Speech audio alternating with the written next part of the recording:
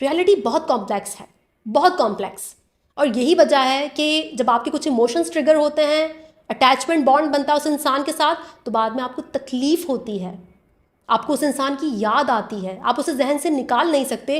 कुछ अर्से पहले की बात है, मैं केस को डील कर रही थी। एक जनाब जो कि शादी करने वाले थे, लेकिन उनकी वो गर्लफ्रेंड उनके दिमाग से नहीं निकल रही, शादी किसी और से हो रही है।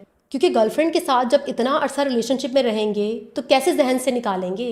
इंसान एक कुत्ता पाल ले, उसको नहीं भूलता, तो यहाँ दूसरा जीता जागता इंसान आपने अपने साथ एक रिलेशनशिप में बांधा हुआ है, उसे आप कैसे भूलेंगे।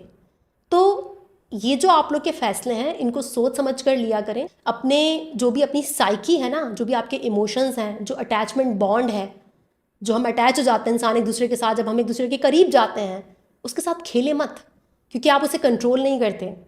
अपनी बॉडी के केमिकल्स को आप कंट्रोल नहीं करते, ठीक है। इसलिए अच्छे बच्चों की तरह, शरीफ इंसानों की तरह अपनी साइकोलॉजी को समझें, अपनी फैंटेसीज़ को समझें, और उसके डीप डाउन जाकर देखें कि क्या मैं अनअवेलेबल लोगों की तरफ अट्रैक्ट होता हूँ जो मुझे सिर्फ ब्रेड क्रम्स पर जिंदा रखते हैं। अपने पैटर्न्स को रिकग्नाइज करें, उन्हें तोड़ें।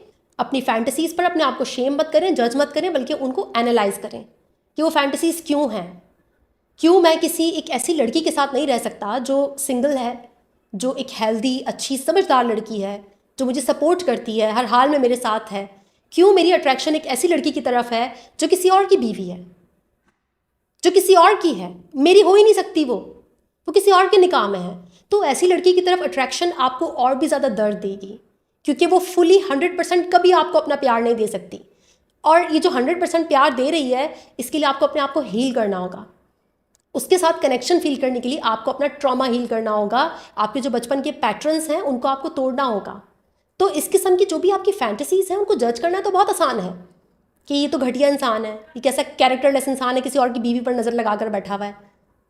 सरफेस लेवल पर तो ऐसा ही है, लेकिन डीप डाउन ये फैंटेसी आ कहाँ से रही है, ये सोच आई कहाँ से, ये जानना बहुत ज़रूरी है। और यहीं से शेम ख़त्म होता है, यहीं से आप अपना एनालिसिस शुरू करते हैं। और जब एनालिसिस होता है ना, तो फिर इस किस्म के जो आपकी फैंटेसीज़ हैं उस पर आप ना एक्शन नहीं लेते, क्योंकि एनालिसिस में जब आप उसको एनालाइज करते हो, सीक्रेसी ख़त्म हो जाती है, आप कॉन्शियस हो जाते हो, प्रोसेस करते हो, आपकी जो डिज़ायर है वो मर जाती है, आपकी फैंटेसी ख़त्म हो जाती है, आपको हकीकत पता चल जाती है, आपको समझ आ जाती है।